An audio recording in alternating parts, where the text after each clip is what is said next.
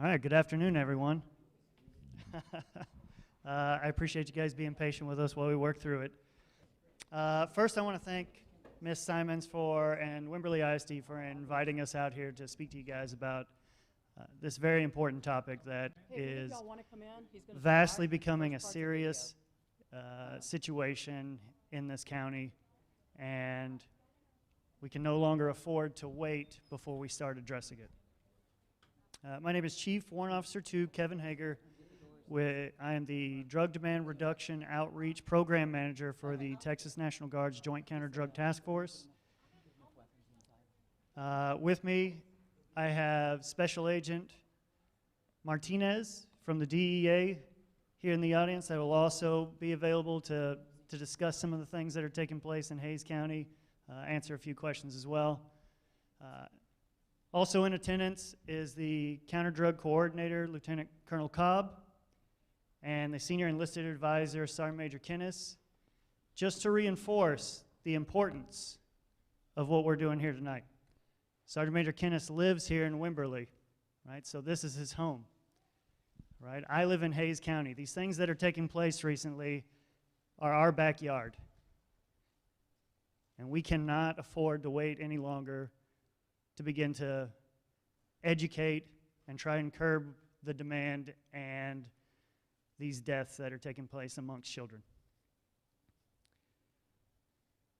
So what I'm going to do to start this conversation is we're going to show a video, right?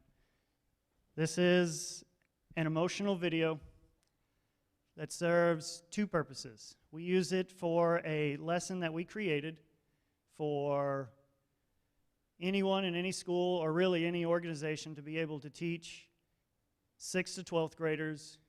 We took national education standards, we took Texas education knowledge standards, and tied them to this lesson. The state already requires that prevention be taught to children. Depending on what grade is the competency that they're required to learn it. We line all that stuff out. So that really checks that block. It's designed as a lesson ready to go for teachers or any educator to be able to give this. And the video serves two primary purposes: increase awareness and increase the perception of harm.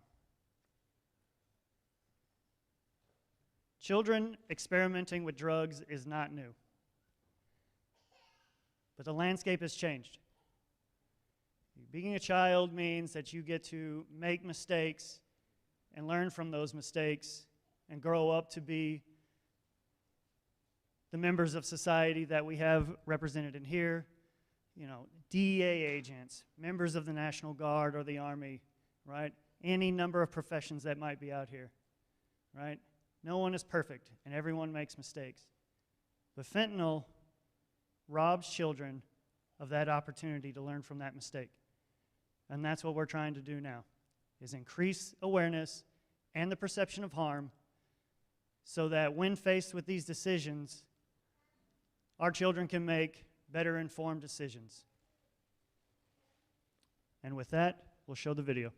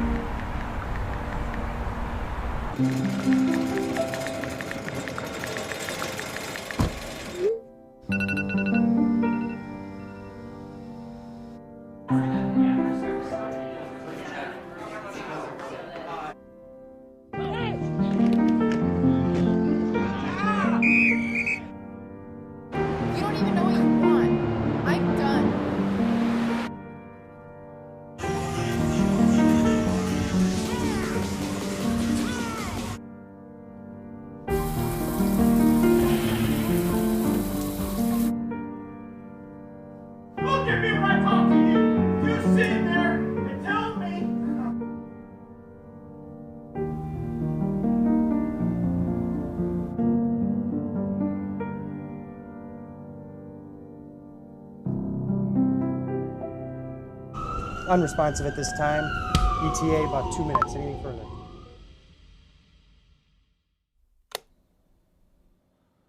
My name is Dominic Tierno.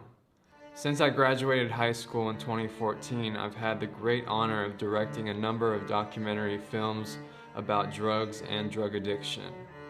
Our mission is to revolutionize drug education by telling real-life stories that motivate young people to make one of the most important decisions of their life, and that's the decision to not use drugs. 2020 was the worst year for drug overdose deaths that we have ever seen. In the beginning of summer in 2020, I came across this article. A 14-year-old kid from a town I grew up in had died from what appeared to be a drug overdose. He's a smart, funny guy who, like many kids, was struggling with some anxiety issues and decided that he would turn to drugs to see if he could help himself with that. What happened was he went and bought this pill, this Oxycontin pill, from a guy he had known, because he thought that pill might ease the pain of what he was going through mentally. Well, he didn't know it, but that Oxycontin pill wasn't a real Oxycontin pill. It was a fake pill. It looked just like the pill that he wanted to try, but instead of Oxycontin, it was made with fentanyl, a synthetic opioid known to be 50 to 100 times the strength of morphine. That one pill he took that night killed him almost instantly, and his mom found him dead in his bedroom the next morning. Before I can even finish that article, I'm scrolling through and I see another linked article. Not far away, around the same time, another 14-year-old dead from fentanyl. So then I go back to Google and I type in fentanyl deaths. I hit search, and then it all made sense. I saw another kid, and I saw high school students, college students, young adults, all recent, all over the country, all dead from fentanyl. And so I'm looking at that and I'm saying, these aren't just normal overdose deaths. These people think they're taking one drug and turns out they're being killed. Why have we not heard about this? It's a drug 50 times more potent than heroin, and doctors say just touching it can send you to the emergency room. We're talking about the synthetic opioid fentanyl. The first time I heard about fentanyl was my sister busting in my house being like, don't touch anything in his room, it's fentanyl. And I'm like, I don't even know what you're talking about. Like, I have no idea what's going on right now. So most people haven't heard of this because we haven't been talking about it. Back in 2013, when it first started showing up, only about 3% of drug users were dying from it. Now we're looking at over 50% of drug deaths being attributed to fentanyl. If Alexander could have got a lesson, I wish he knew about fentanyl. I wish he understood that fentanyl poisoning is real and that every time you try something, you're playing with your life. It is pill roulette every time you try it. As a mom of a kid that was just trying to experiment, that's where it is. As a mom of a kid that died just wanting to experiment, I wish I could just shake you and tell you and make it real for you. But I don't know how to do that. I won't be there when you're faced with these decisions. I know that if he knew the effects of his passing, it would crush him.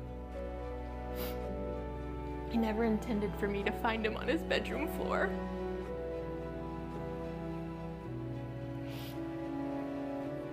He never intended for his dad to administer CPR, trying to save his life while we were waiting for the paramedics. Even his 12-year-old sister wanted to run in there and try to help do CPR, but I held her back. Alex didn't intend for me to see him wheeled away on a stretcher and put into an ambulance.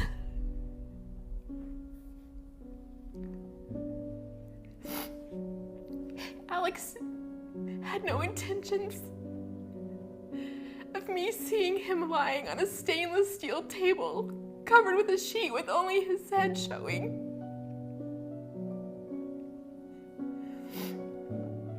Alex had no intentions of me knowing what it felt like to kiss his face for the last time. The images that I'm left with of that day replay in my mind on a regular basis.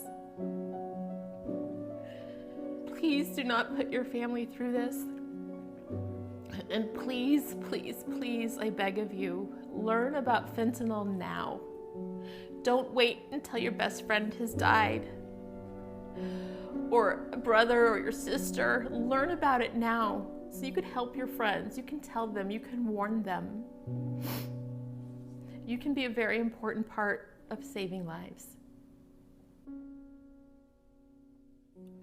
This would be how much cocaine somebody would have to ingest to kill them. This is the approximate number of prescription pills one would have to ingest to kill them.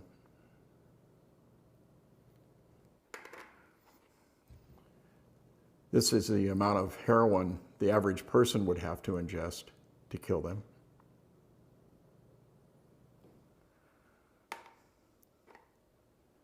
Fentanyl. You're gonna have to bring that camera up here real close to see it.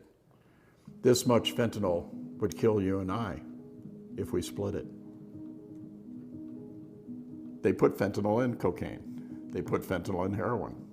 They put fentanyl, as we already know and talked about, into counterfeit pills. It's odorless, it's tasteless, you don't know it's there. And when you find out it's there, it's too late. You won't even know it. You'll be dead. 2,500 people would be killed by that amount of fentanyl. Does that sound like a drug to you? Does that sound more like a poison? I was a police officer for 31 years, and during my time in narcotics, I'd never heard of fentanyl. In homicide, I saw many, many tragic things. I saw people that were killed by shootings, stabbings, beatings. Nothing that I saw at that particular time would have ever prepared me to see Jessica. I was at work. I got a telephone call from my wife, Cherie. She was frantic, uncontrollable, screaming into the phone about Jessica. And I knew something had happened. Jessica lived with her boyfriend, Nicholas, and a stupid decision in which they ordered and had some cocaine delivered to them, to their house, resulted in them ingesting it. And my daughter, at that particular time, became forever 29 years of age. Jessica didn't want to die. She has a beautiful daughter, Alara, who is now with Cherie and I, and we are raising. And she had everything to live for. Jessica knew about fentanyl, but, from talking about this issue after she died with her friends. I discovered that Jessica had a friend that had even died a couple of weeks prior to her death, and Jessica had spoken to her friends about being afraid. Well, if you knew about it, why would you even risk it, sweetheart? You knew it. Why did you make that bad decision? Who knows? Those are things that you'll never answer. We're just trying to prevent it from happening to somebody else. Dealers are using social media to show off what they've got, infiltrating feeds of ever younger teens curious about this flashy lifestyle. With more addicts and overdoses by the day, they've got drivers on demand delivering any drug to your door 24/7. Social media app has changed the game when it comes to narcotics. Fentanyl's all over the place, and just massive amounts of it. And some of them are going to fall trap to that. 4 years ago, DEA in Arizona seized 0 fentanyl. This last year, we seized enough fentanyl to kill 70 million people. You're playing Russian roulette out there when you're taking these pills and you're buying this stuff off the street. Social media has completely changed the landscape of the drug trade. Most people start by searching for what they think are prescription medications, and drug dealers respond saying that's what they have. But what you have to be careful about is what you're asking for and what you get can be two different things. And if you're buying this stuff from somebody online, their bottom line is they're just looking to make a quick buck. They don't have your best interest in mind. They'll tell you whatever you want to hear. Unless you're getting these drugs from your doctor or a licensed pharmacy in a bottle that has your name on it, you may as well assume these drugs are fake. You're not getting the real thing. Fentanyl's literally taken over the drug market. It's in everything. It's in meth, it's in cocaine. Obviously, the counterfeit pills that are out there, we're starting to see it showing up now in marijuana. The people who make this stuff, who are putting the fentanyl in everything, they have one goal: to get you hooked. Fentanyl is highly, highly addictive. They're gonna trick you into thinking you're getting something you're not, to take you down that rabbit hole, to get you hooked on fentanyl and have you become an addict. Because to them, you're a customer, and you'll be a returning customer at that point. One of those times, you're gonna get enough fentanyl to kill you. Alex was in her bedroom at night, getting ready for bed. She went on social media in search of oxycodone. It wasn't hard for her to find a drug dealer, and she had what she thought was oxycodone delivered to our house. One pill had enough fentanyl to kill 5 people. My daughter took half of this pill and died instantly. In an instant, my life was changed forever. My last memory of my daughter is of her being wheeled out on a gurney. I saw my daughter brought into this world, and I saw her leave this world.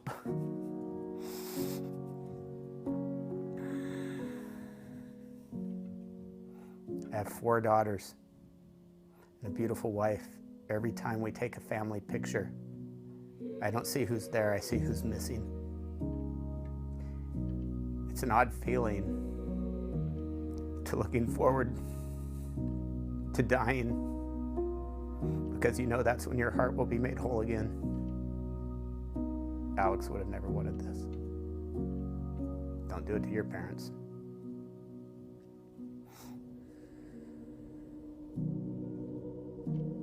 It's the end of the world at the palm of my hand. If you can't come with me, I'll understand.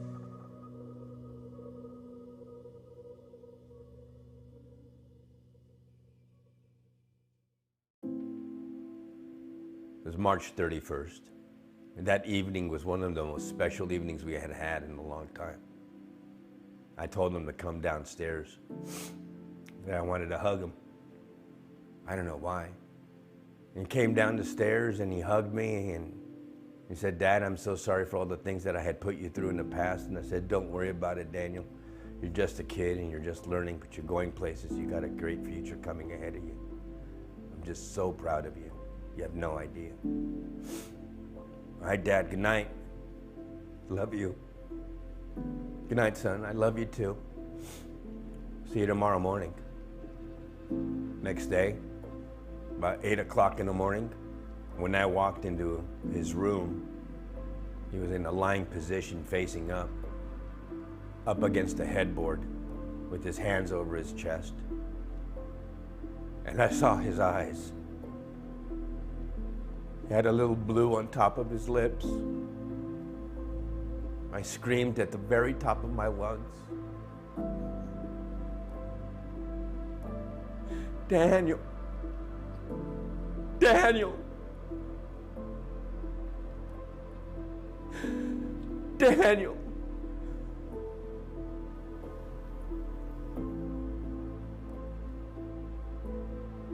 I called the paramedics. They carried him down the stairs and put him on the first floor and started doing chest compressions. And then they took him to Los Angeles Children's Hospital, where we were put in a waiting room. And later on that evening, a team of doctors came in. And they said, "Your boy is just a shell of a boy that he was before. He's not coming back." My only child.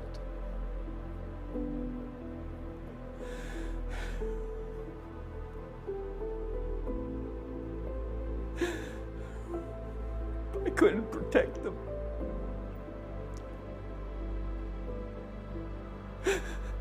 couldn't save his life. I couldn't save my son, Daniel. My son is gone.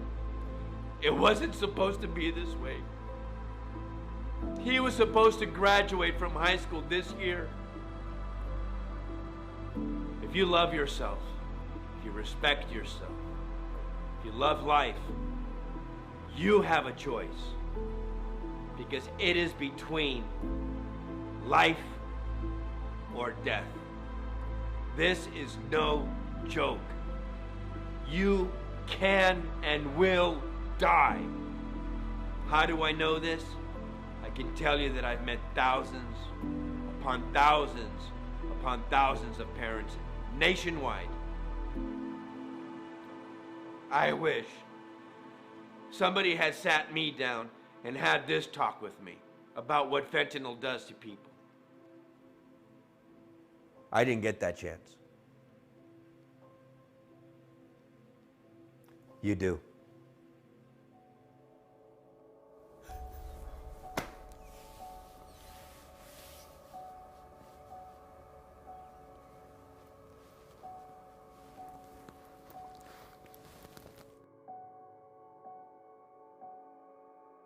You know, there's always been one main problem with the films that we make, and it's the reason why we try to keep them as real and as relatable as possible. People just so commonly think that it will not happen to them. I'm talking about great people, nice people, cool people, intelligent people with big plans for the future, big potential. Gone because of one choice they didn't know would end their life. Fentanyl is coming for anyone and everyone. So the most important message that I can give to kids, to teens, young adults, anybody, is the same old message we've heard time and time again, and that's to really get serious about not even trying a drug. You see, back when we first started, I was telling kids not to use drugs because you might get hooked, you might get addicted. Now there's not even time for that. Now it's don't try a drug because you might actually not wake up tomorrow. You might actually not get another chance. One choice is all it takes. If you don't believe that, I guarantee you, at this point, there was someone very similar to you who wished they could be here right now to look into the camera and look into your eyes and say, don't do it. Please don't do it. Please, I wish I wouldn't have done it. Don't do it. Don't risk your life. So my question for you is, are you going to listen? Or will it be your family and your friends holding your picture, wishing they could have been there to tell you?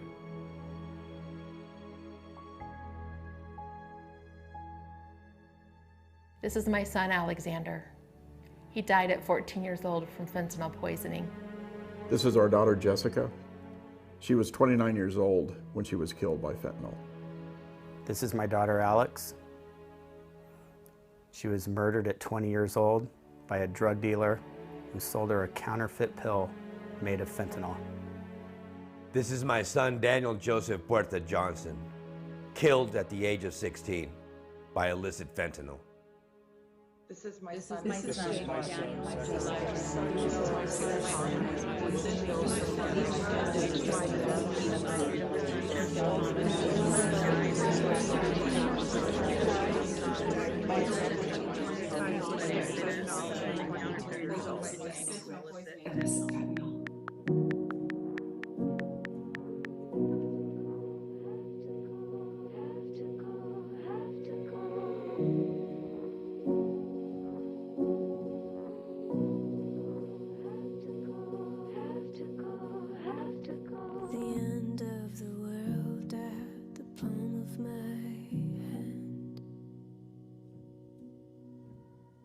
If you can't come with me,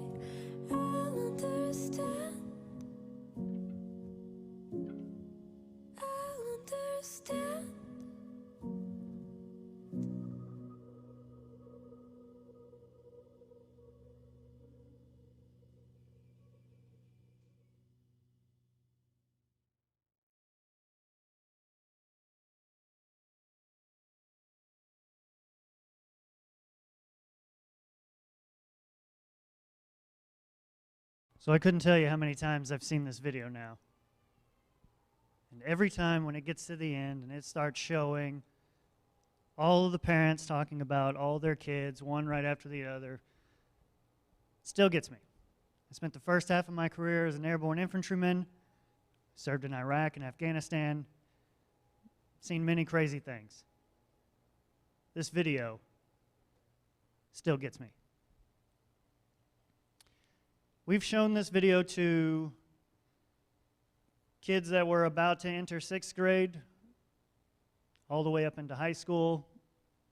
It's been shown to our organization, our partners in Arizona who came up with this idea. They've shown it to countless number of high school kids. The result is exactly the same, just as it was in here. No one says a word, and for 22 minutes, everyone watches the video.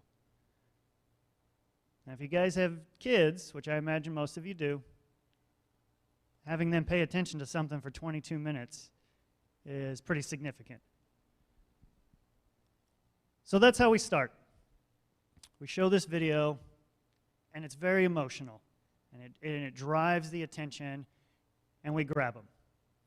And then there are some discussion questions that come after it. Before we hit the discussion questions, so you guys see what that is, this video is a year old now. It talks about 2020 data. 2021 data was available about April of this year, right? 2021 was the most deadly year to overdoses in fentanyl, right? It showed 58% of overdoses were because of fentanyl. It's now 64%. Right? It's now 72,000 of 107,000 deaths that were reported as overdoses are from fentanyl. It is the #1 killer of Americans 18 to 45. And they're right. Most that die from fentanyl have no idea that that's what they're getting. And that's the purpose of this, is to raise that awareness and raise the perception of harm. So some of the discussion questions are simply this, right? And they're not hardball questions about life or anything like that. They're just simple questions to continue the thought process, and hopefully they take it with them and continue to think about it after we're done.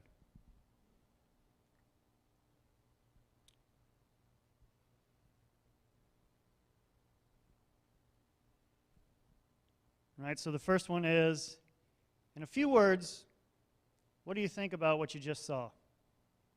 And how did it make you feel? Anyone want to chime in? Okay, that's fine. Right, it's very emotional, right? It's very powerful. There will be plenty of kids that don't want to talk about it, because it is. One of the things that we ask when this takes place is that counselors are available for anyone that might have any sort of repressed memory or dealing with any current situations.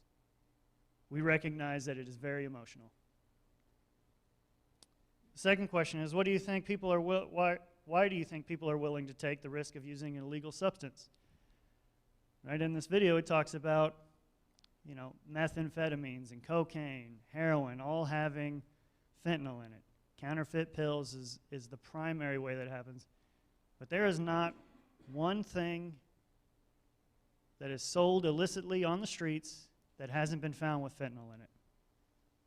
Marijuana, everything.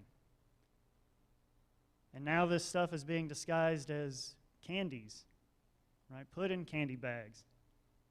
Right? This problem is not getting better.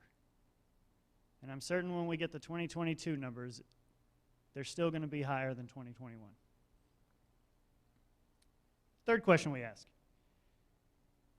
What do you think the people in the video thought they took a prescription drug but instead got a fake pill with fentanyl, do you think the people in the video that thought they took a prescription drug but instead got a fake pill were poisoned?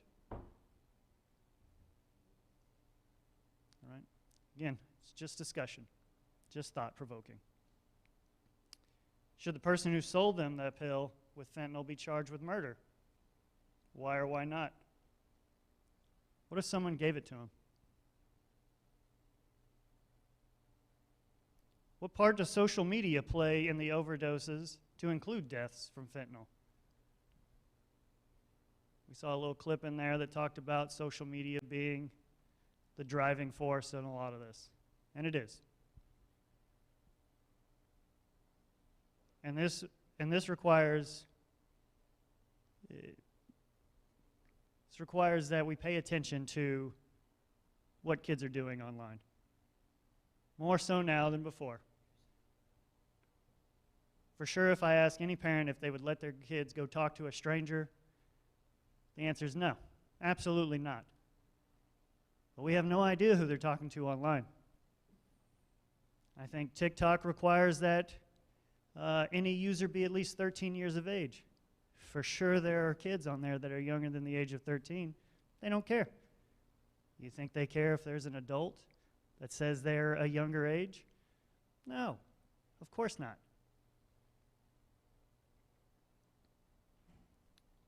How has fentanyl changed substance use? Right, and we're not talking about creating stigmas or anything like that. Again, just thought-provoking.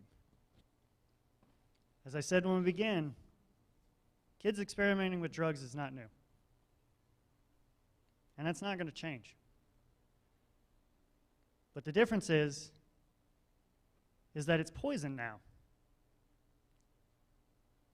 One pill can kill. DEA has a campaign on it. We're out doing this, and we've seen it affect this county that we live in. This next question is pretty important. It kind of stems from some of the things that we've seen from the cases that our partners have been working. Has anyone ever heard of Narcan or naloxone? Right? So we know that that is the life-saving drug that exists to quickly reverse an overdose. Now, most people know it in the nasal spray form. It's even been increased, the single dose rate has been increased from 2 milligrams to 4 milligrams in the last couple years because it's not enough to stop fentanyl. All right, do you know its limitations? Do you know it may only temporarily save a life long enough to get someone to the hospital or the ER? Fact, even when naloxone is applied, an overdose can still lead to loss of life without medical attention. And we provide a supplement in here that talks about some studies that we found.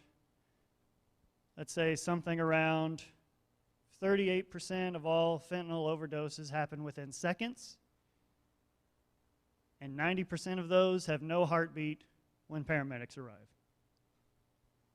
And almost every time naloxone is used, it requires more than one.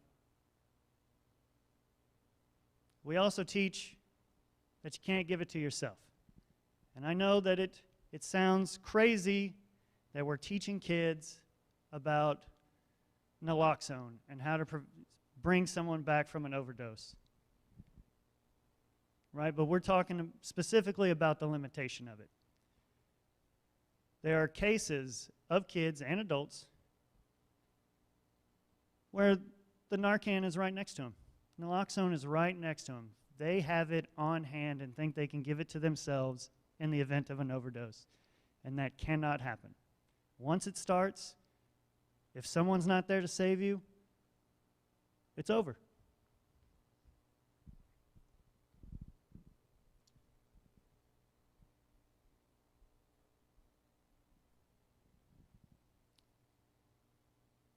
And the final question is, do you think a dealer cares about your well-being? Again, just thought-provoking, right? Something to get our kids to think about the things that are going on around them.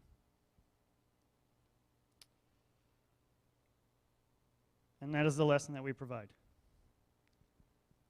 So I understand that there are some questions, maybe, Ms. Simons? Were there some questions submitted?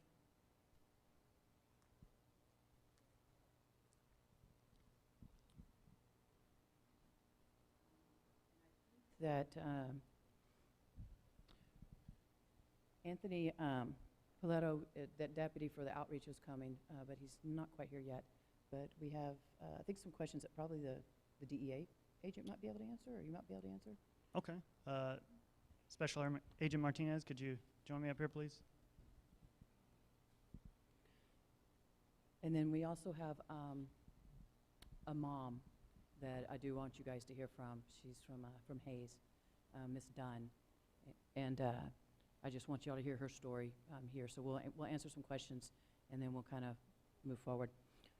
This question is: fentanyl found in marijuana? Yes, fentanyl has been found in every single drug you could purchase. I'm not going to lie to you and lose your attention by telling you all marijuana is going to have that's probably not true, but maybe. You know, you don't know. Just to piggyback, the drug dealer doesn't care about your life. He doesn't. He wants his money. And I'll give you a quick example. Something we were discussing before I came in. Last night we tried to do a drug deal in Austin. We couldn't have made it any more obvious to the drug dealer that we were the police. Couldn't have made it any more obvious. We made every mess up in the book to spook the guy. But guess what? The guy wanted his money. That's why they're selling drugs. They're greedy. So he still came. So drug dealer doesn't care about you. It's in marijuana. It's in every single thing you could possibly buy in the street. So we were up in Taylor last week and spoke with the high school principal and the counselor up there, sharing with them this lesson that we've created. And they had the ISD police chief there.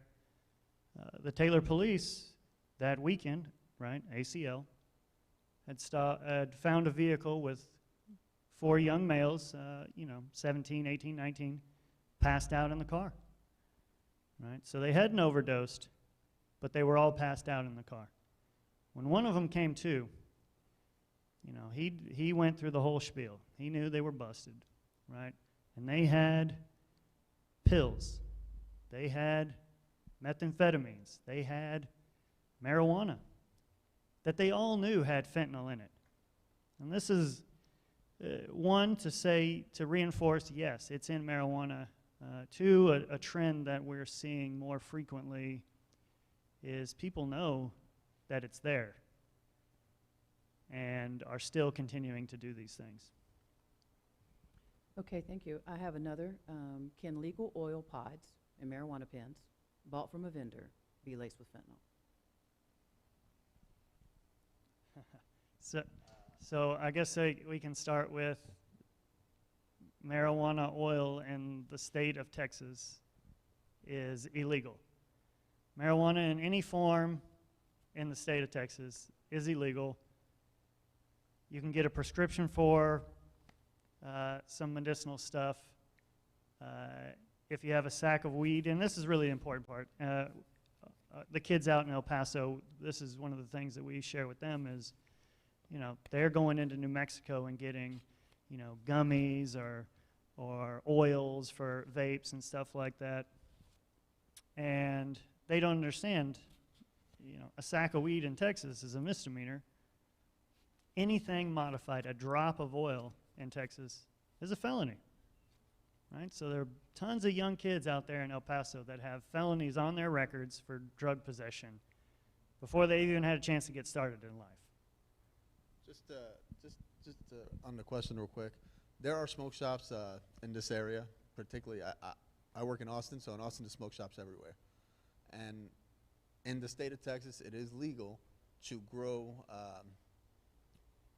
marijuana plants essentially with a certain THC, below a certain THC content.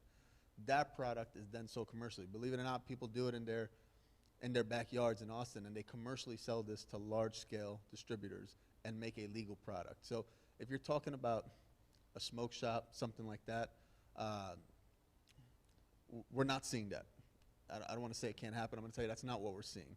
It's buying $20 worth of weed from the guy at the corner, or a pill or something like that from a guy at the corner. It's not something we're seeing, some kind of epidemic of, you know, I forget the popular smoke shop in Austin, they have them everywhere, but, you know, a commercial smoke shop, that's not really too much of an issue right now. And then my question, I mean, one of the other questions would be, what are you seeing in Hayes County? How much time you got? You mind if I just give a quick little background, tell you why we're here? You know, so many overdoses I go to, and the first thing the family says, why the hell are the feds here? We evolve with the times. You know, the current drug threat in this country right now is fentanyl. So DEA is an international organization. I know, you know, traditionally the Law and Order shows, you know, you see us knocking down a drug dealer at the corner with the police, and people think that's the DEA. Think more narcos. That's traditionally been the DEA. International drug trafficking across many different countries. That's changed. The threat has evolved, and right now the threat is fentanyl. Children with fentanyl. So the biggest thing we're seeing in Hayes County is the kids. So my role in all, and we've kind of, this is a relatively new partnership for us, and it's been great because we can't arrest our way out of it.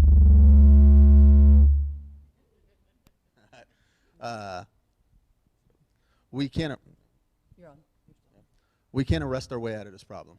That's not going to happen. Just like the drug problem we've had over the last 50 years, we can't arrest our way out of it. So we're attacking it from many different angles. Education. This is probably the most important thing we're going to do to address the fentanyl epidemic, is educate parents about it. Too many times parents think it can't happen to them. It's not going to happen to our kid. I can't tell you how many parents we can get into, you know, we're not going to get into political debate about how we all feel about marijuana. There's a difference of opinions. But what I've seen is families that have homes where marijuana is accepted and parents smoke a joint at the kitchen table with their 16-year-old kid. Those children are more likely, in my experience, to proceed to other drugs. No, we smoke weed. We know he smokes weed. He smokes weed in the bedroom. We never thought he tried pills. So without getting into the politics of whether marijuana is a gateway drug or not, when you have a 14, 15-year-old using marijuana, which is illegal in the state of Texas, what makes you think they're not going to try the next thing? Because your kid is smarter? They're not. And I want to be brutally honest with you, because I go to the scenes, okay? And I have an 11-year-old daughter. I have a 20-year-old son. I go to the scenes of dead children all the time. It's heartbreaking. And I am a professional, and it breaks my heart. My son started high school 6 years ago, and it was, don't smoke weed, don't smoke weed. You know, you want to be a DEA agent like that, don't smoke weed. Now I'm telling my 11-year-old daughter who just started middle school, within the next few months, someone's going to offer you a pill in school, because it's going to happen. So I don't know how many cops we got in this room, but close your eyes. How many of us went over 20 miles per hour over the speed limit on the way here? Statistics say you're more likely to crash and die. But we do it. I do it. You do it. If you get into an accident, you're more likely to die than if you go to speed limit. That is science. But we do it. It's the same thing with the pills. So in Hayes County, to get back to the core of your question, what we're seeing here is social media is a problem. Social media is a problem, and lack of awareness. So this high school probably has fire extinguishers everywhere, right? Do you have fentanyl readily available around the building? The answer is probably no, and that's not a gig on the school. You know, we don't at the DEA office. We actually have it on our operational plan. All agents will have their Narcan kit. I can't tell you the last time I brought it out the office. So I'm not trying to criticize. But if you don't, you're behind the curve. That's great. That's great. A lot of schools don't. This video needs to be shown at length to children. Children need to know they're going to die. It's horrible, it's brutal, but they need to know they're going to die. It's the truth. And then we're going to have to go to the scene and look at their very sad parents, their sisters, their brothers. I don't even know why I do it. It's the saddest thing in the world. But here in Hayes County, a lot of parents we're encountering are not properly monitoring their kids' social media. Not judging parenting. I don't monitor my kids as much as I should. Most of us don't.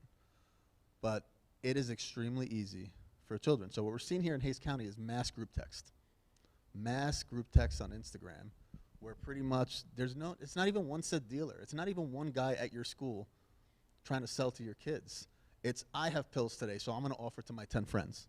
And then tomorrow I don't, but she does, and she's going to offer to her 10 friends. So what we're seeing is a lot of high school kids are just passing pills amongst each other. There's not one big bad drug deal. I mean, somewhere there is, but in your schools it's not. And social media, we're seeing a lot of kids not getting help. What was one of the questions on the thing, on the video, that you're going to go over with the video is, if you know it could kill you, would you still use it? The answer is yes. You know why? They're addicted. When you find a little blue pill in your kid's room, don't think they're not addicted. I've interviewed so many kids here in Hays County, and these kids cry in front of me, and I swear I feel their pain. Sometimes it's hard to hold it back. And they're just addicted. And they sold that pill to the next kid who died because they needed money to pay for their pill. So if your kids need help, give it to them. Educators, if you're talking about algebra, you got to be talking about overdoses. That's at the level of significance this is at right now. And I want to touch on one thing in there. For sure, I know that, especially after hearing from Special Agent Martinez, that there are parents in here that will say that that is not my child. My child doesn't smoke weed. He's not bad. I am a positive influence in his life, his or her life, every single day. And that is awesome. But one day they are going to leave the house, and they're going to go to college, or they're going to be adults, and they're going to be with their friends, and you are not going to be the influence in their life every single day. Are you 100% certain that they are not going to be tempted or make a bad decision? And I don't think you are. It is everywhere. We are human beings. We make mistakes. And fentanyl, that's it. That can be the last mistake they ever make. 19, 20, 28 in the video, right? Still children. Okay, oh, a question. Oh, okay.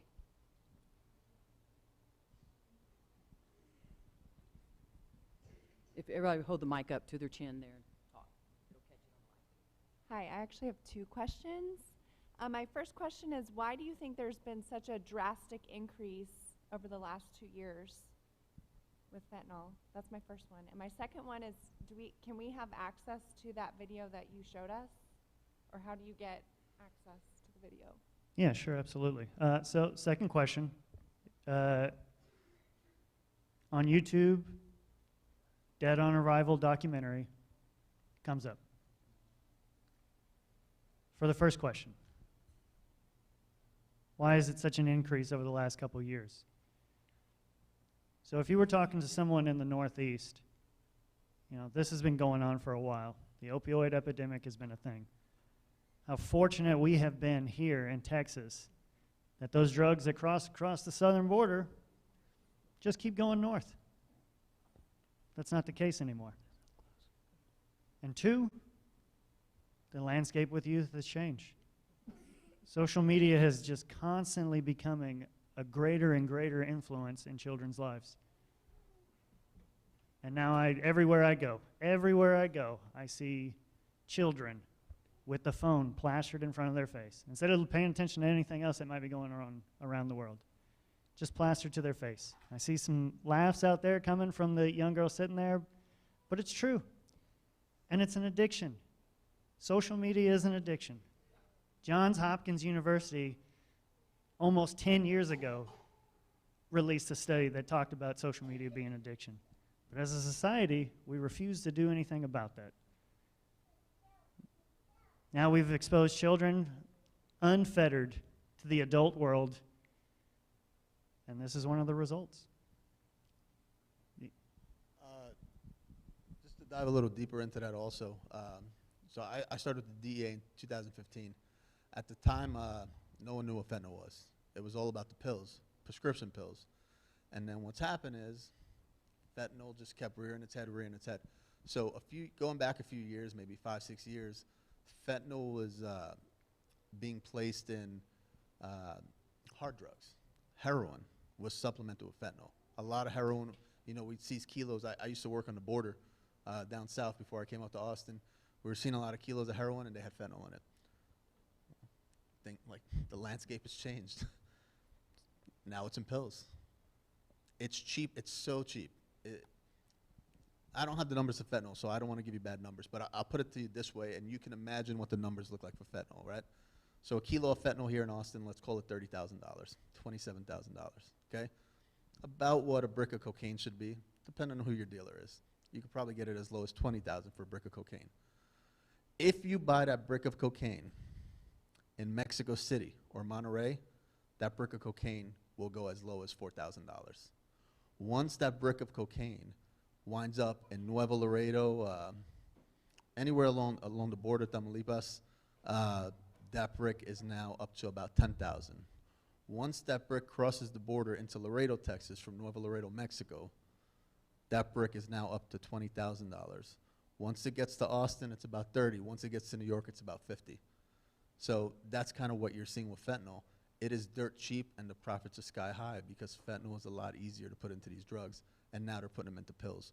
So with the rise in pills coming in, those pills are now coming into the United States, and they're flooding the market, and pills are easier for young kids to do versus heroin or cocaine. Right, and then we talk again about the perception of harm, right? Most think they are buying some prescription drug of any kind. Xanax, Adderall, something to help them go to sleep, whatever it might be, or specifically looking for Percocets. The M30s is the common stamp on these fentanyl pills, these counterfeit pills. And, that's really the driver. Again, the video, the perception of harm. This is here, this will kill you, is the purpose of this. And this is only the beginning conversation.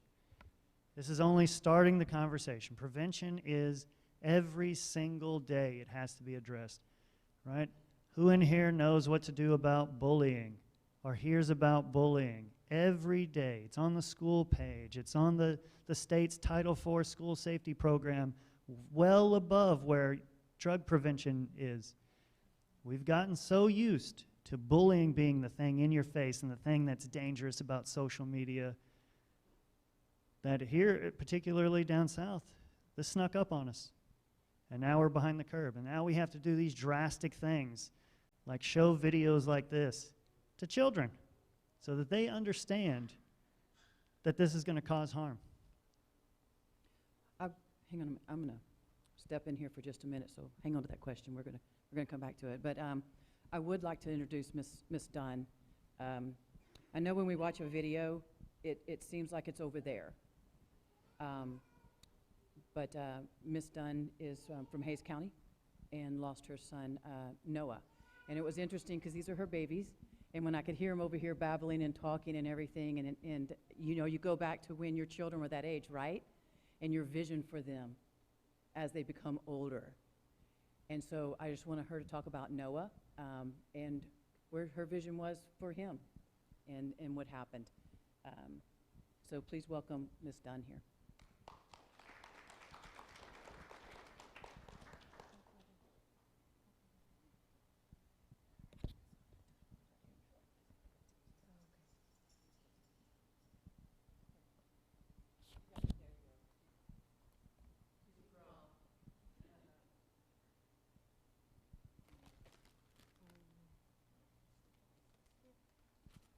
Sorry, guys.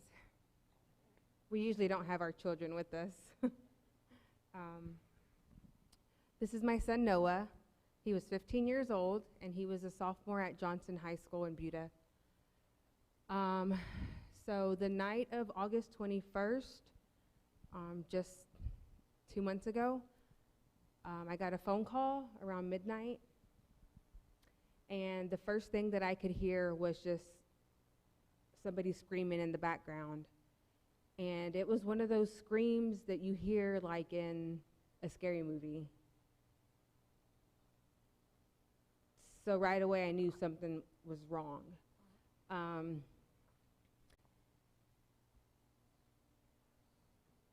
Noah was at a friend's house, and the mom called me, and she's panicking, and she's crying and yelling, and she's like, Janelle, I think Noah took something. I think he's overdosing. And right away, I go into a panic. I jump up from bed. I start pacing back and forth, and I'm just screaming, no, no, no, no. My husband gets out of bed. He thinks I'm having an anxiety attack because I was two weeks postpartum, and I had just gotten diagnosed with postpartum anxiety. So he jumps out of bed, trying to calm me down, and I'm like, it's Noah, it's Noah. And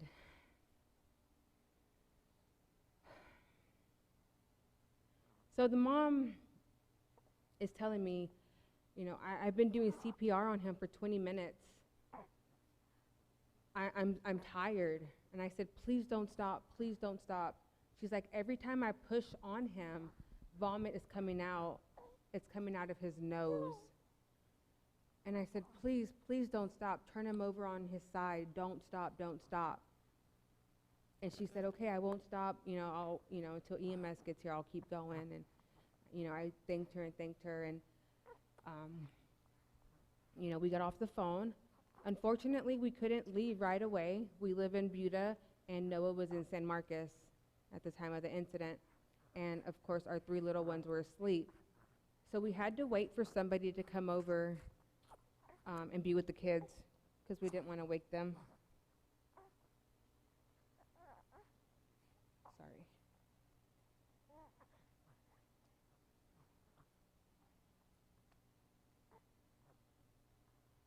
So it wasn't until about 30 minutes later where we were able to leave.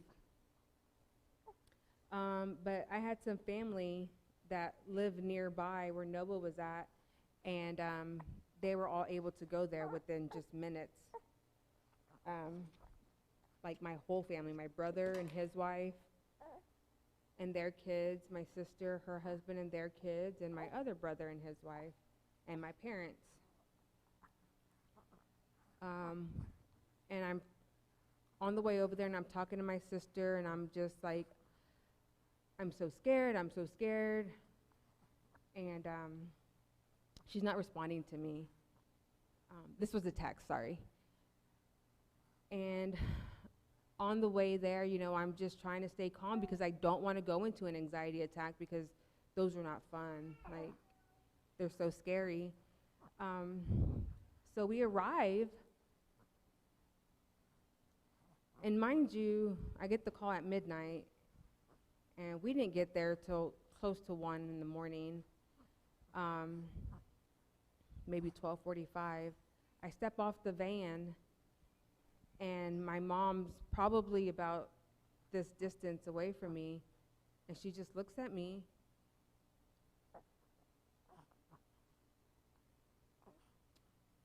She does this.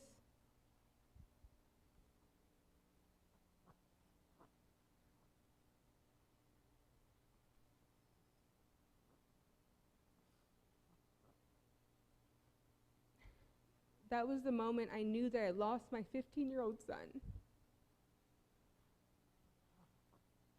I just fell to the ground, and I started yelling and screaming and crying.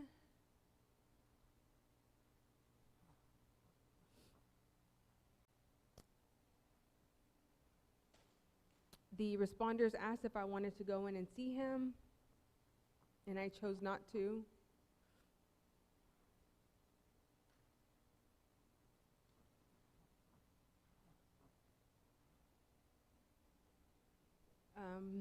They said that once they arrived, they worked on him for another 45 minutes.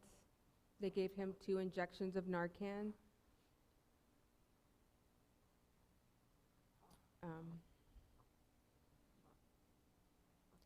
They did what they could do.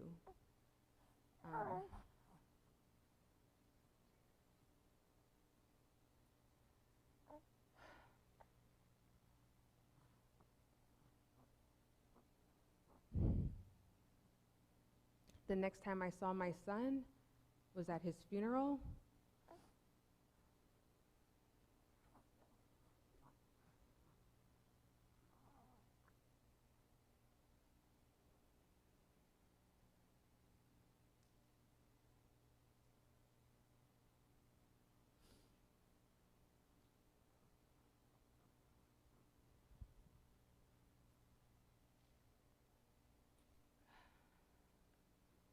Kids, this is not a joke.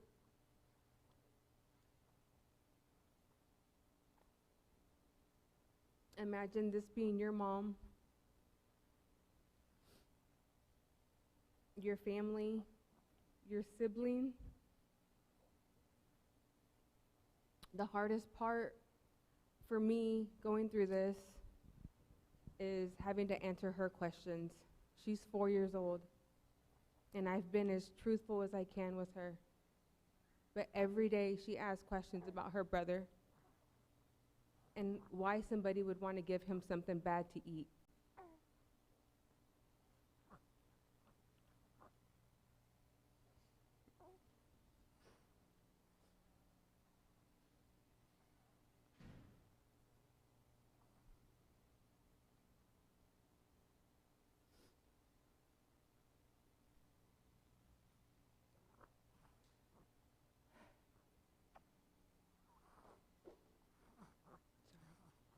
Noah was an honor roll student, an athlete. He played football and basketball and did track. He just made a really, really bad decision that night.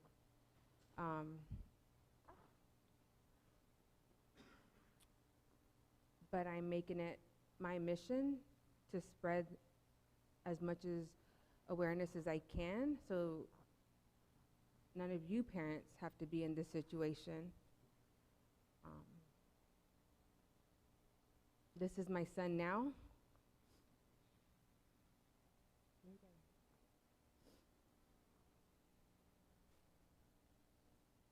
And I tell the kids when I'm speaking to kids, like,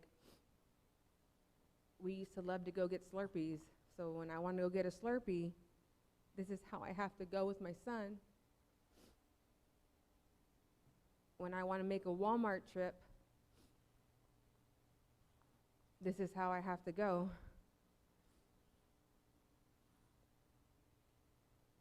The only positive thing about that is he's not arguing with me that he doesn't want to go. He's forced to go.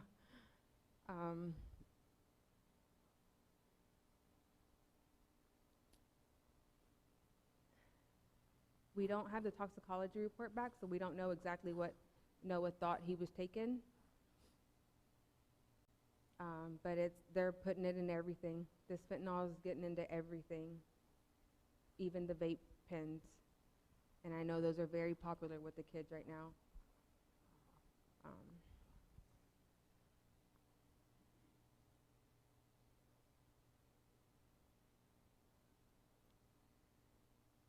I don't know what else to say.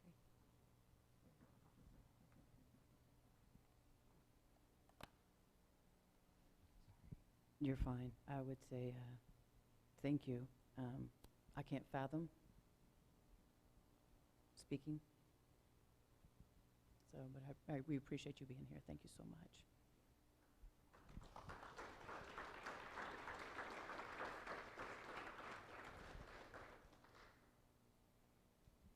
And you have a great little helper there.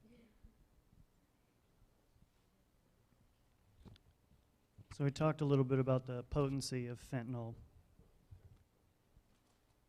We've actually had to change the way we calculate how we show success in our program.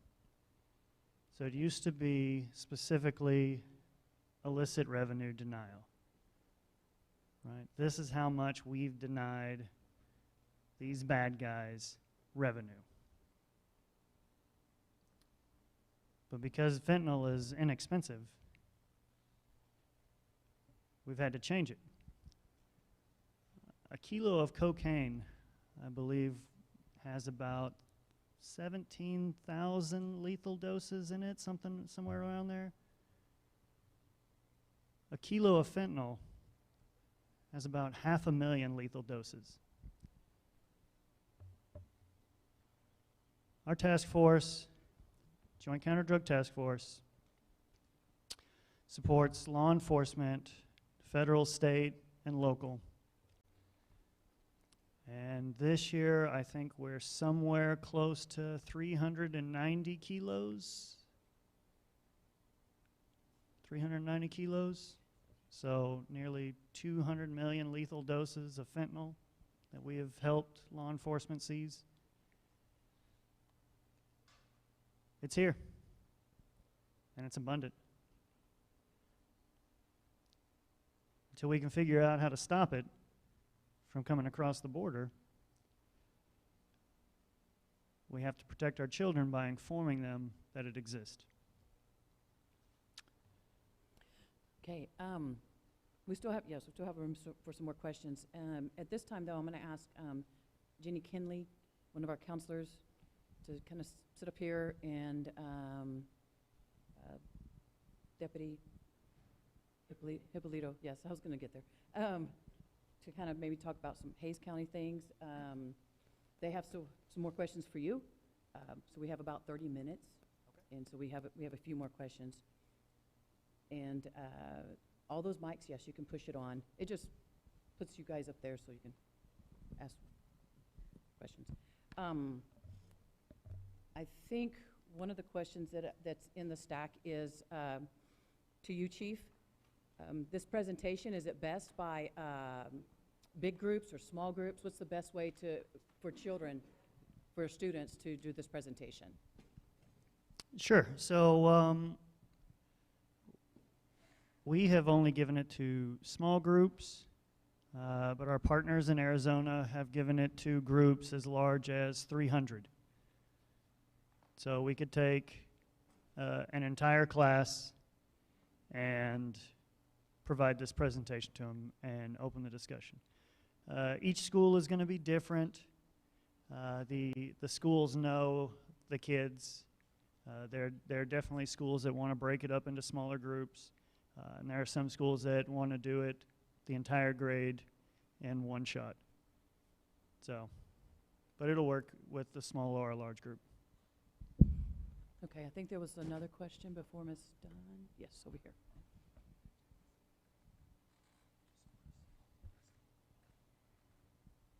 Would it be more effective if, hypothetically, we took like a classroom, or that we know that what are their groups? Like we have 8 kids of group that usually gathers together in different houses, that they know those parents, maybe a script and maybe 5 parents that will be willing to enact like a role play, like it's happening to them, and show their own bedroom so these kids can see the same houses they frequent every time and see their own bedrooms, see their parents, how they're reacting like if it was real, but they're there.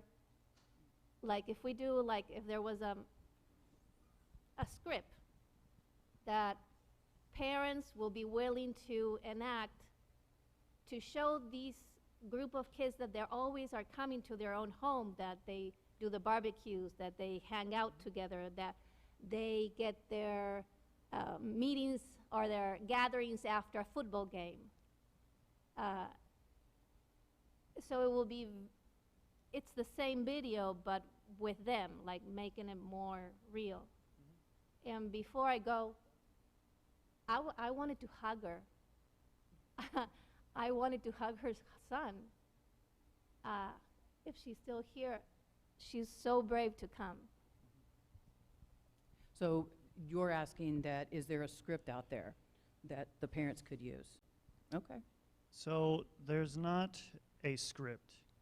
However, I can say, and this is one of the struggles that we have with prevention, is just as a society, we've not paid attention to it for so long that we've forgotten how to do it.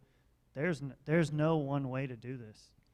You know your community. These are your children. This is your community. You know the folks that are around you.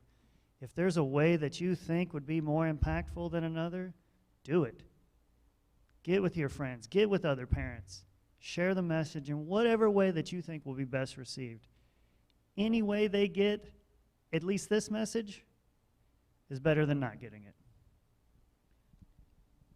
You want to talk maybe about how to have conversations?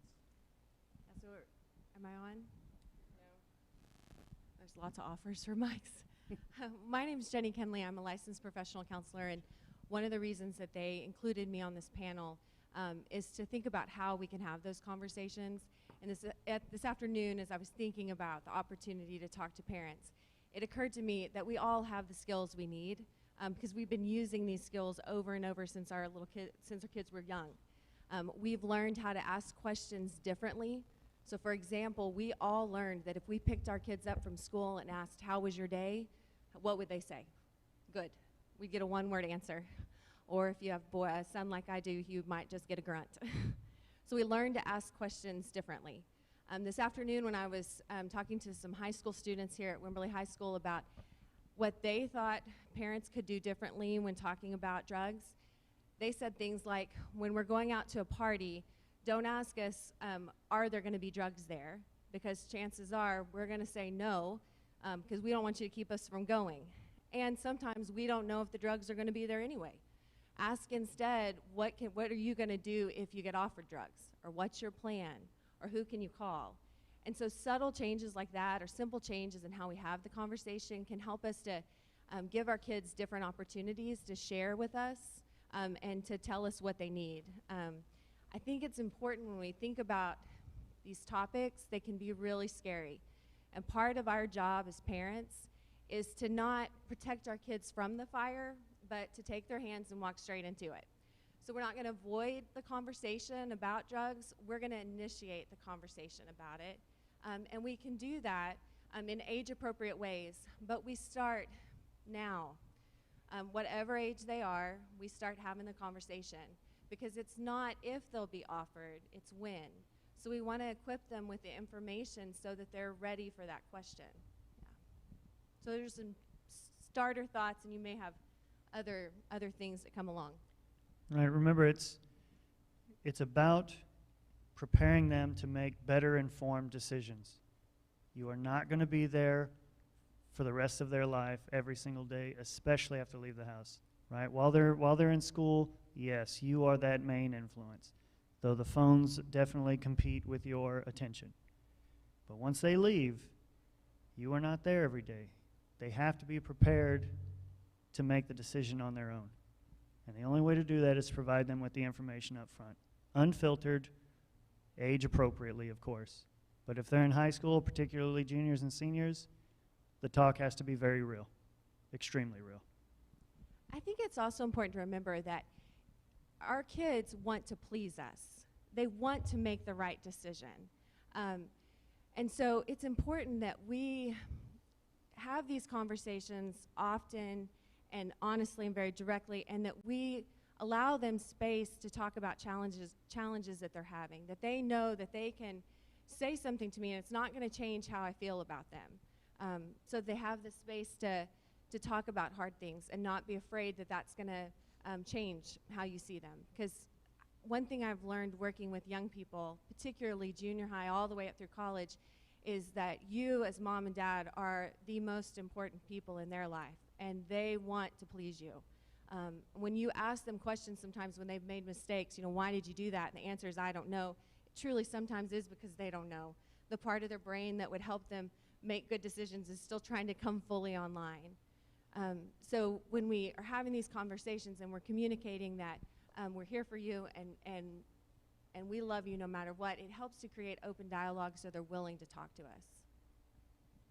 Thank you, guys.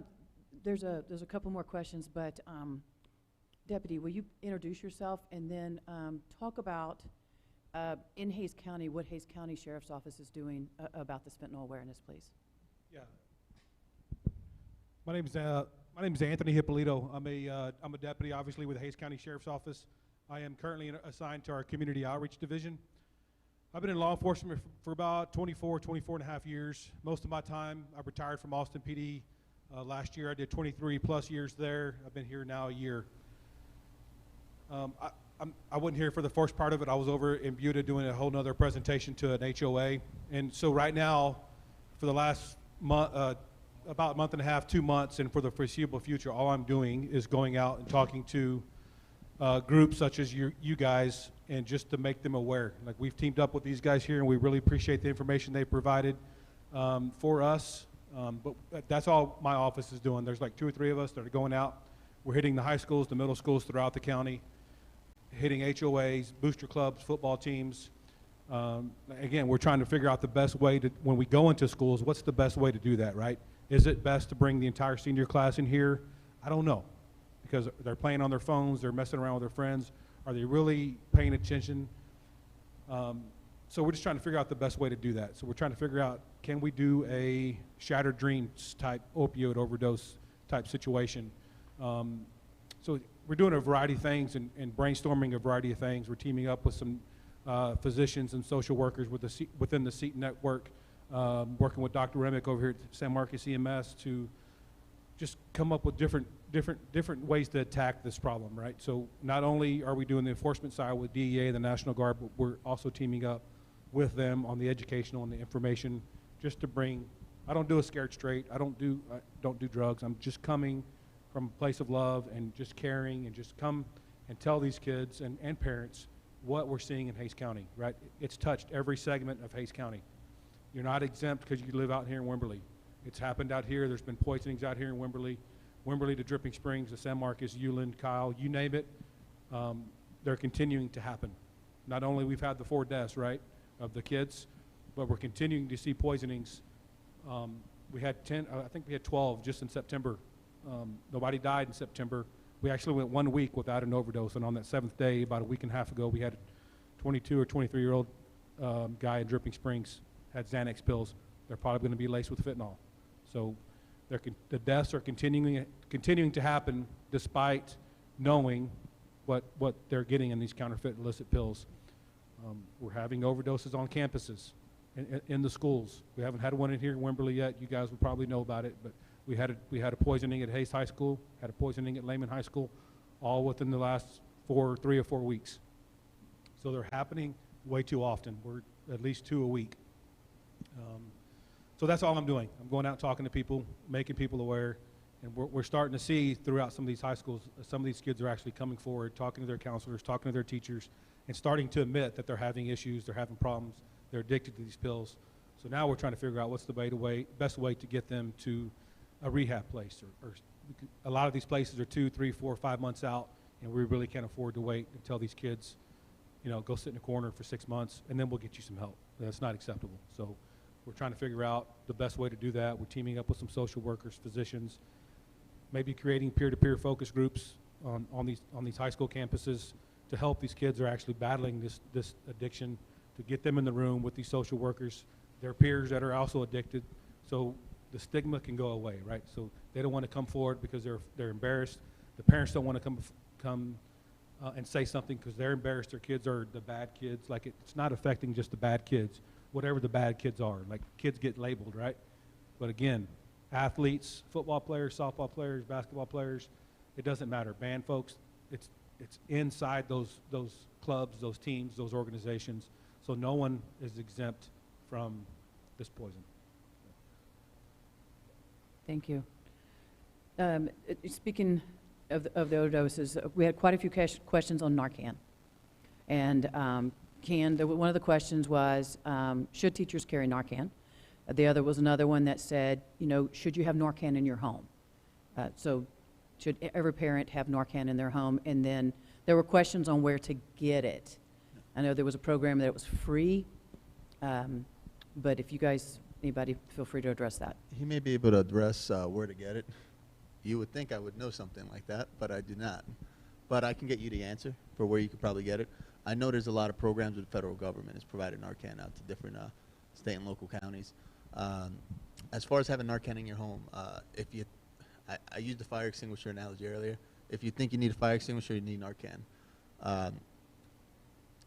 Hays County, I'm not going to tell you what high school it was, but there was a high school in Hays County recently, and the deputy can speak about it further if he'd like, but a student was chewing on small pieces of a pill throughout the class until about halfway through the class when the student OD'd. And thankfully, Hays County deputies and school resource officers were able to respond and Narcan the student and kept that student alive. So I really think so. The campuses at some of these high schools are very large, and the time it takes a school resource officer to get there with Narcan or a medical professional to get there with Narcan, the kid can be deceased. We'll get you the information, but there are programs out there to get Narcan provided to school districts, and at this point, you're really behind the curve if you're not. And just for a point of reference, Kyle is a town of, what, 50,000 people? Roughly 50% of the overdoses in the city of Kyle this year are juveniles. That's a very high number. So for Narcan, the federal program that makes it free, 1 October was the beginning of the fiscal year for the federal government. I've seen things already online where that program is either running out of money or, soon to run out of money. And we haven't even made it to the first month. The state surgeon general has a standing order for any pharmacy that has met the criteria that it can give this prescription drug to people without a prescription, right? There is a cost associated to it, but you can go to Walgreens or CVS or any of these places and you can purchase it. I think it's very important that, we've got a saying in the Army, and Sergeant Major will probably get a little chuckle back there. 2 is 1, 1 is none, right? And as I said earlier in the presentation, that it almost always takes more than 1 dose of Narcan. Even at the 4 milligrams that it exists now, which is double the dose that it used to be, right? Get 2, right? Do you know what happens if you give someone Narcan that doesn't need it? Nothing. Absolutely nothing. Your school nurses have it, and all your SROs throughout the county. So your SRO at Wimberley has it. The one at Danforth has it. All the school nurses have it. So it's on every campus, and it makes sense for every teacher to have it in their classroom. So your principals and your superintendents aren't going to get mad at your teachers for carrying it. So, and I tell the parents also, it may not be your kid that takes a pill and overdoses or gets poisoned, but it could be your kid's friend who spent the night over the weekend that decided to make a bad choice, right? So, yes, carry it, have it. Thank you, guys. We don't have our physician here, but I know that you heard, the kids are addicted, and I don't know that everybody really understands how addictive fentanyl is. I'm a nurse, but I can't articulate as well as the physician did that I heard earlier, but it is highly addictive, and it just doesn't take much. And when we talk about fentanyl, it's not, sometimes it's just the kid that wanted to sleep and thought he was getting a pill that was a prescription, and that's not what it is. So I don't want us as Wimberley to think, not my kid. As they said, it's in everything.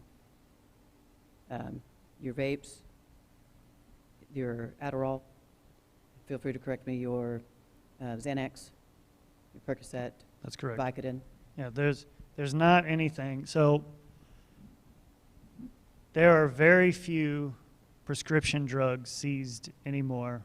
The prevalence of fentanyl and the cheapness of fentanyl, they are just press tabs to look like that prescription drug that are some compound that includes fentanyl, right? So I know we've been saying laced a lot, and that's not impossible, right? Weed, methamphetamines, heroin laced with this drug, but primarily the pills that they think they're getting.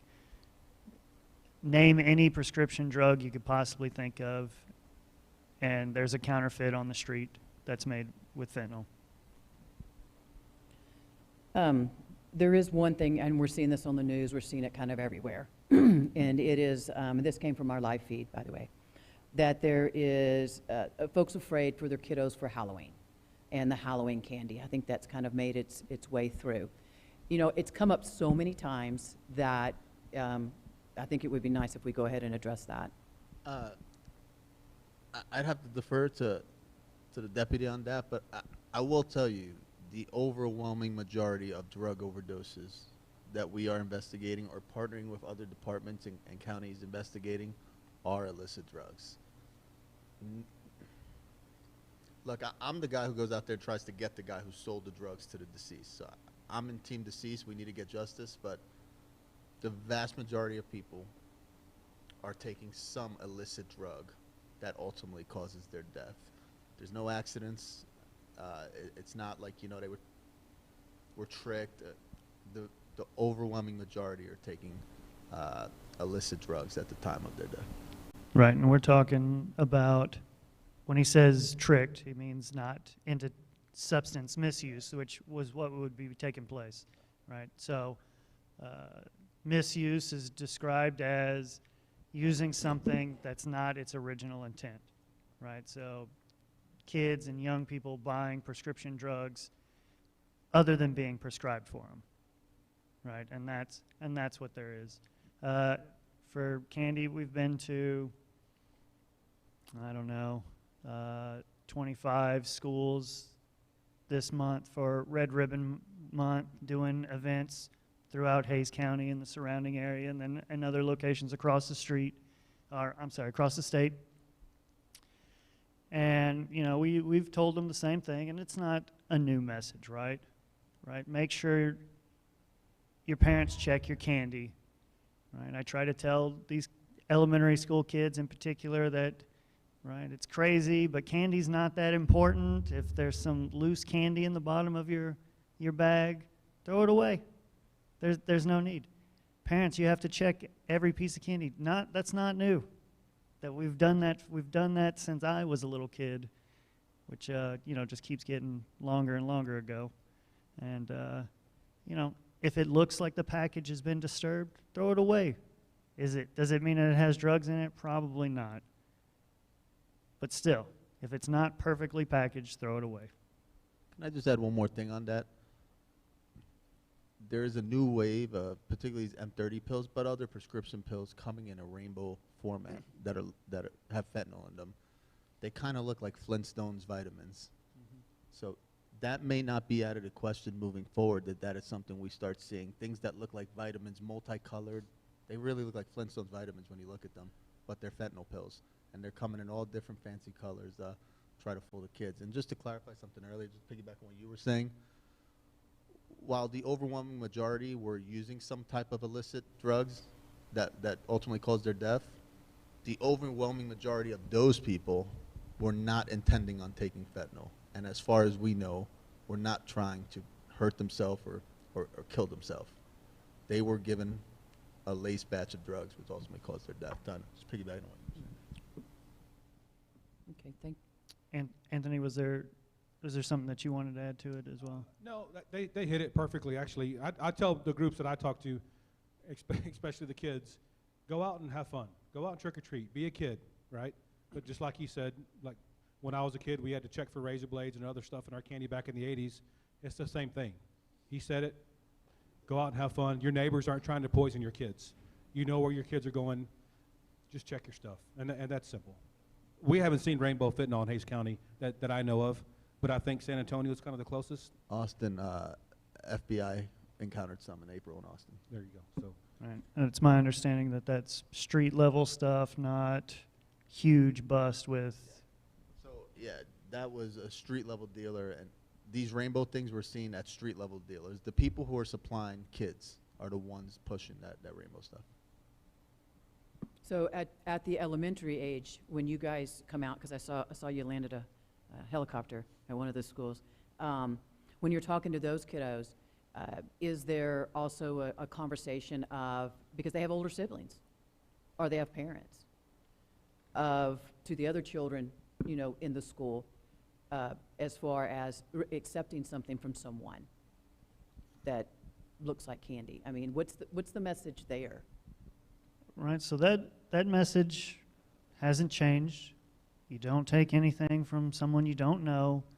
right? If it's not your parents or the school nurse or something that's been prescribed to you and your grandparents have it, right? You don't take it, right? Yes, you go out trick-or-treating and you get candy from strangers. That's absolutely correct. But your parents check it, and they say it's okay, right? So that message hasn't changed. That's the same message. And we talk to them, you know, about that. We talk to them about vapes and how it harms the mind and the body, right? And that stuff, right? We keep it, you know, age appropriate, as we discussed, right? They're kids. They need to be kids, right? And that conversation with them is pretty much unchanged since I remember getting it when there was Defy It, Drug-Free Youth in Texas. Anybody remember that? Mm-hmm. That program that piggybacked off of Red Ribbon? No? Just me, huh? Huh. Oh, okay. Are there any questions? Yes, right here.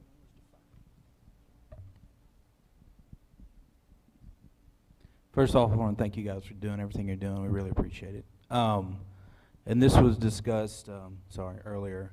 What's, well, first thing, I think it's time to stop sugarcoating things to our kids. Be real. This stuff's here. I'm not on that panel. I haven't served in the military. I'm not a DEA agent or law enforcement. But it's time to sit down and have the tough conversations with them and let them know that when we were growing up, you could take a pill. You might feel bad, but this stuff will kill you instantly and take your life from you in a heartbeat. It's time to be a parent. I'm sorry if your feelings get hurt, but I'd rather my kid hate me than my kid be dead. And it's something we all need to think about. Another question I have, what is happening when you catch these people that are doing this? I mean, there was a question earlier about, do you think they're murderers? Me, you damn right I do. What's going to happen to them? Then I know everybody says, well, you need to talk to your legislatures or whatever, pass a bill and stuff like that. Because they're out on the streets. They continue to do it. They go back to Mexico or wherever they're coming from. That's just reality. What's happening to them? But thank you guys again. And for the lady that came up here and shared her story, my heart's out to you, sweetheart. I don't know if you're still here, but I'll pray for you. I'm guessing I'm taking. So here's the deal.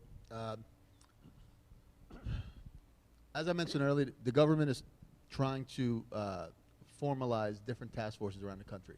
So 5 years ago, 6 years ago, within DEA, we were having pill groups spin up around the country. Today, that's overdose groups, nationwide, all over the country. Drug overdose investigations is the top priority of the DEA administrator. So that's what we're doing here in Austin. We set up a task force.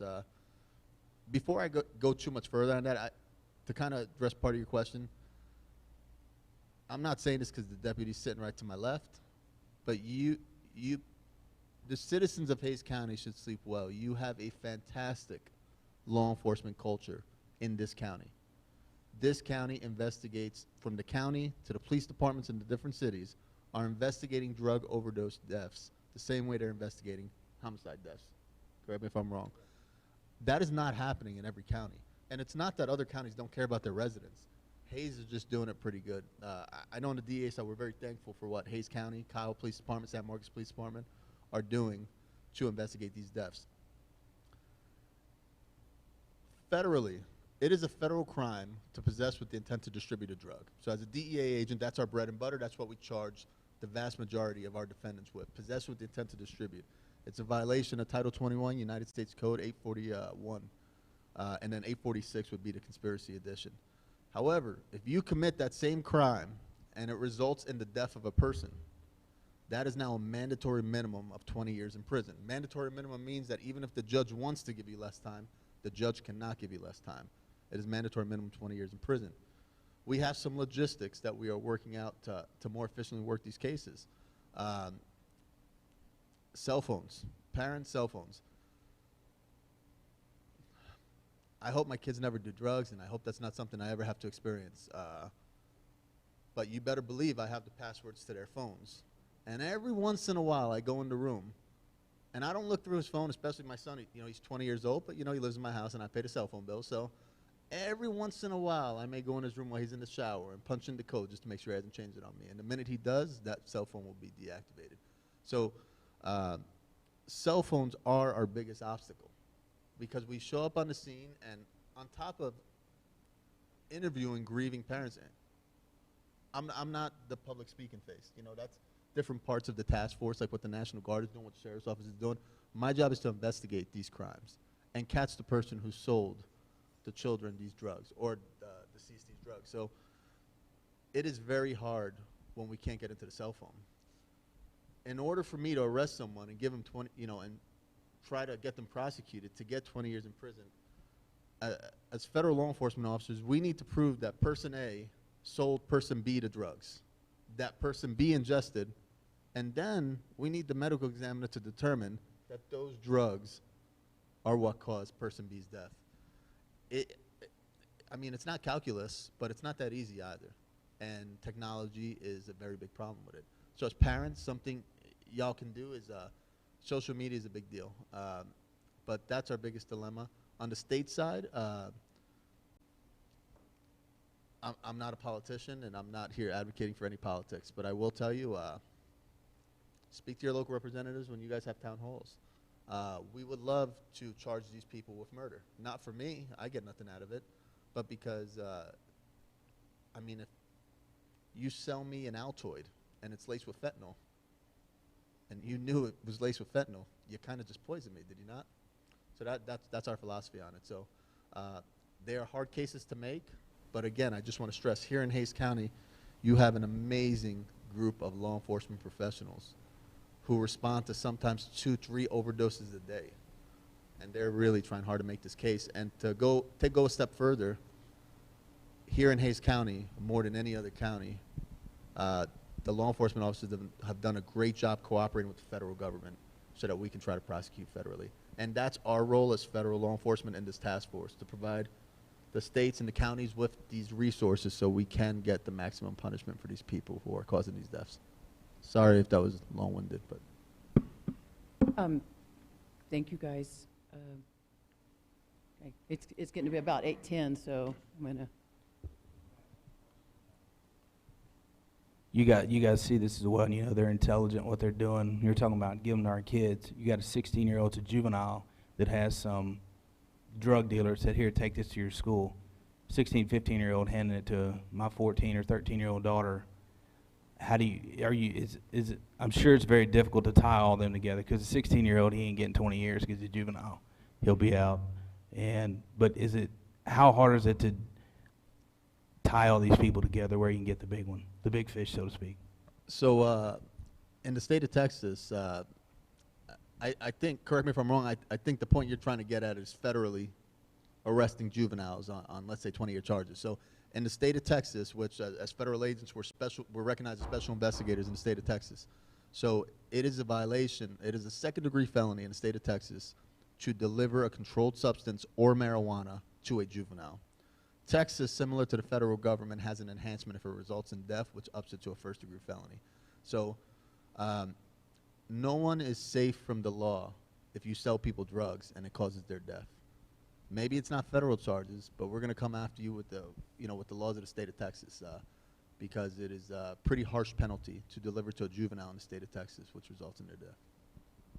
Right, and in particular for the juvenile, if they're distributing it, right, that's the purpose of what we're doing here, right, is to make sure that that juvenile that decides to do that doesn't have anybody that wants his wares, right? He can't peddle to anyone because no one wants it. That's the purpose of what we're doing here. And with that said, I just want to be clear for all of you guys. Our role, our objective at the DEA is not to come and arrest all of your children who have made a mistake and sold a drug. That's not our goal here. That's why we're here now, along with the National Guard, with the school district, with the police department and sheriff's office. We want them to stop. That's what we want. We don't actively target juveniles for dealing drugs in school at the DEA. That's not what we do. We want to educate as much as we can so that these kids stop dealing the drugs. But once we have children who are dying as a result of using these drugs, it changes the situation a little bit. So we're not trying to target your children, take your children to jail if they make a mistake.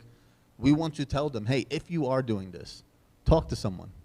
Go talk to a teacher, talk to your parent. If you're afraid you can't get out of selling these drugs for someone else, go talk to someone. We want to create a safe space where they can go to these people, you know. And we're always there, you know. We're on the internet, we're on Twitter, we're everywhere, you know. We're always happy to speak to a child who is in a bad situation when it comes to drug dealing. Thank you, guys. Yes, sir. You have to be on the mic for live stream. I've got a question, and I talked to you a little bit about that. I'd done a lot of work with DEA when I was with the sheriff's office. Has there been any federal guidelines established specifically to fentanyl? And if so, what is the level to where it can move from state to federal prosecution? So I can't answer too particularly on the state federal prosecution. So federally, 40 grams of fentanyl is generally a 5 to 40 year, 5-year mandatory minimum, up to 40 years in federal prison.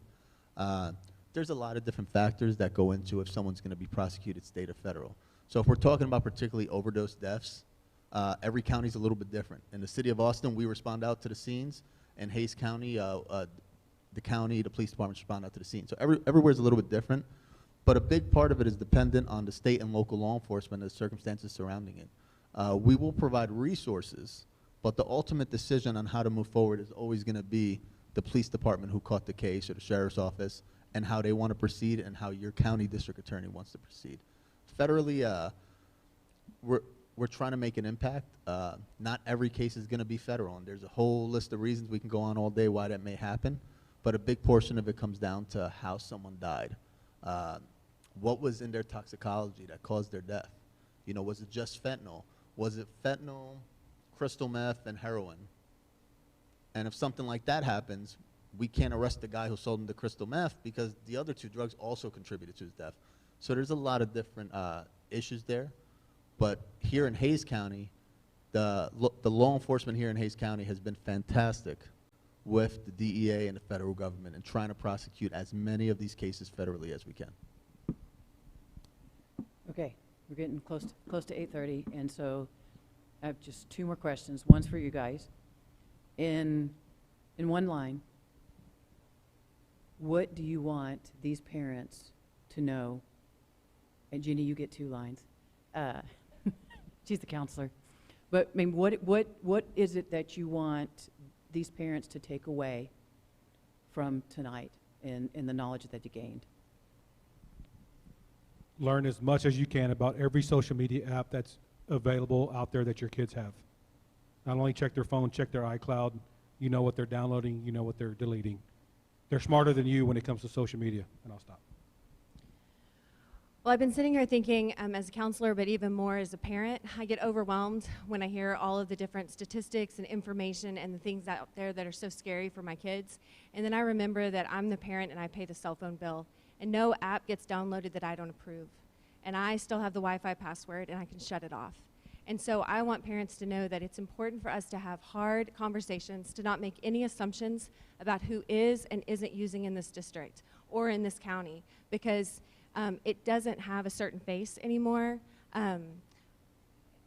It's affecting all of our kids. And I think that I want us to remember that we can't talk around it.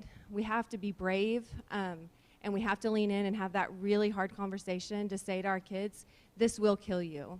And you need to know that. And this is how that will affect everyone around you. And so I want us to think about the pieces that we can control as parents. We can decide what social media apps that we allow our kids to have and when we allow them to have it. So some are more easily monitored than others. We should all have the password, and we should check the phones, and we should ask the questions, and we should be so into our kids' situations and asking who they're hanging out with and what they're doing that we are literally driving them crazy, so that they come to school and say, my mom won't quit asking me about this. Because if we don't ask them and give them the chance to have those hard conversations, then we're opening the door for them to have those conversations with someone else who we know won't necessarily have their best interest at heart. Don't think it can't happen to you and your family, because it can. And let's remove the stigma of someone being an addict. And let's remove that stigma so that our kids want to get help and get treatment for their problems so they don't die. Man, that's a lot of tough stuff to follow there, right? I think you cover every aspect about stigma and social media. We're preparing a Snapchat lesson for parents, which I have my youngest soldier learning because she uses it. I don't have Snapchat. I don't know anything about it. But it's important to understand what social media, how to use it, and what's being said on there, who your kids are talking to, right? And definitely removing the stigma, right? For sure, we all love our children, right? We have to reinforce that love and understand that if someone needs help, they need to get it. If you see someone else in the community that needs help, try to help them get it, right? I'm not saying that there aren't consequences for your actions. That's not what I'm saying, right? But we're here to protect our children, right? In order to do that, they have to understand that we're not going to stigmatize the things that they're doing, and we want to help them. I thank you guys. My last question is to the parents in the audience, or on the stage.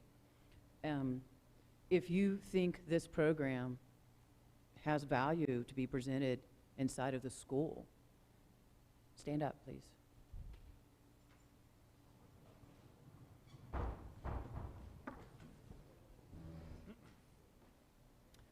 All right, I think that's a yes. Thank you guys for being on the panel. Thank you, Chief, for presenting. There's cookies and some water out in the back there if you want to have some conversation with some of these guys, and Ms. Laus is here and Ms. Jordan is here. So quite a few folks here to have some conversation and ask the questions to. Thank you all for coming. I appreciate it. Thank you, guys.